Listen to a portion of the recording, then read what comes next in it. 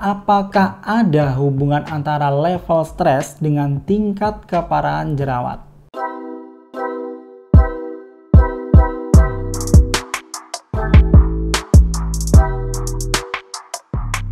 Pernah dengar kalimat jangan stres, nanti jerawatan loh? Pernah kan? Kadang terpikir memangnya bisa gitu stres membuat kulit wajah kita jadi berjerawat? Kalau bisa berarti semua orang pasti akan berjerawat dong, karena memiliki tingkat stres yang berbeda-beda.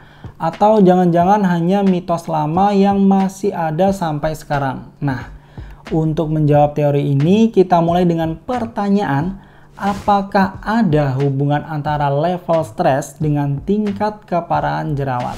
Sekarang kita akan bahas. Secara biologis, hubungan stres dan jerawat ini disebabkan oleh stimulus yang menginduksi reaksi di otak yang mempengaruhi hipotalamus pituitari adrenal. Nah, stimulus tersebut menyebabkan kortikotropin releasing hormone atau hormon kortikotropin ini dilepas atau dirilis, di mana peningkatan level dari hormon kortikotropin ini dapat menyebabkan peningkatan produksi sebum atau minyak di kulit wajah kita. Sehingga kalau produksi sebumnya meningkat, ini akan menutup kelenjar pilosebasea dan menutup pori-pori kulit wajah kita. Maka akan menyebabkan timbulnya jerawat. Nah, itu secara teorinya begitu ya teman-teman ya. Lalu buktinya apa kalau tingkat stres ini bisa menyebabkan jerawat? Nah, ini ada penelitian dari teman-teman di Fakultas Kedokteran Universitas Sumatera Utara yang sudah publish secara internasional, di mana dalam penelitian tersebut membuktikan apakah ada hubungan antara tingkat stres dengan tingkat keparahan jerawat. Dalam penelitian tersebut mengukur tingkat stres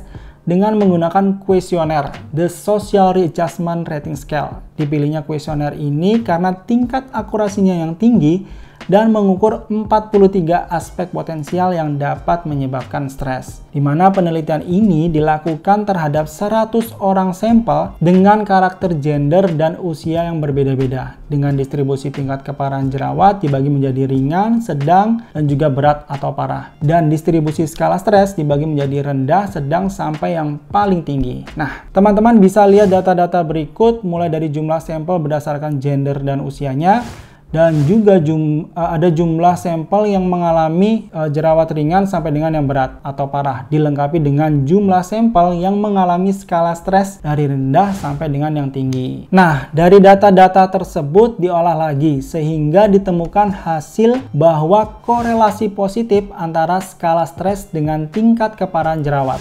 Ini berarti kesimpulannya bahwa terdapat hubungan antara tingkat stres dengan tingkat keparahan jerawat. Jadi, semakin kita stres, maka semakin parah jerawat yang kita alami. Itu kenapa penting banget manajemen stresnya ya teman-teman ya. Oke? Nah, dengan terbuktinya penelitian tersebut dan didukung oleh teori, maka kalimat stres dapat menyebabkan jerawat itu adalah fakta ya teman-teman ya. Jadi mulai sekarang kita harus pandai-pandai memilah masalah-masalah mana yang menjadi prioritas untuk dipikirkan dan diselesaikan. Lainnya skip aja dulu. Oke? Itu ya. Sekian dulu untuk pembahasan kita tentang hubungan tingkat stres dengan tingkat keparahan jerawat. Terima kasih buat teman-teman yang sudah menonton video ini sampai selesai.